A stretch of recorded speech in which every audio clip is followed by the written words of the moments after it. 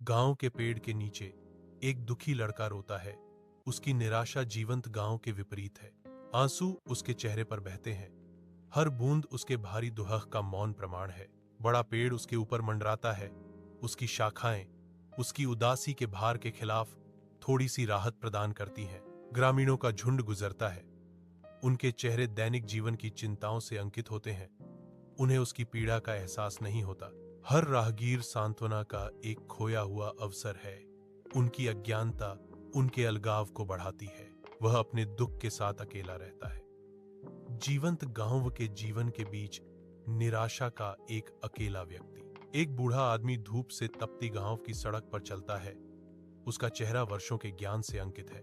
वह सड़क के किनारे एक छोटे लड़के को देखता है। आंसू उसकी गालों पर धूल से रास्ते बनाते हैं। चिंता बूढ़े आदमी की भौहों पर सिलवटें डालती है, क्योंकि वह पास आता है। तुम क्यों रो रहे हो युवा? मेरे पास कुछ नहीं है, जबकि दूसरों के पास सब कुछ है, लड़के ने रोते हुए कहा। उसकी आवाज निराशा से भरी हुई थी। वृद्ध व्यक्ति धीरे से मुस्कुराता है। अपनी आंखें बंद करो और कल्पना करो कि अगर तुम्हारी दृष्टि नहीं होती तो क्या होता। गांव के पेड़ के नीचे लड़के की आंखें खुल जाती हैं।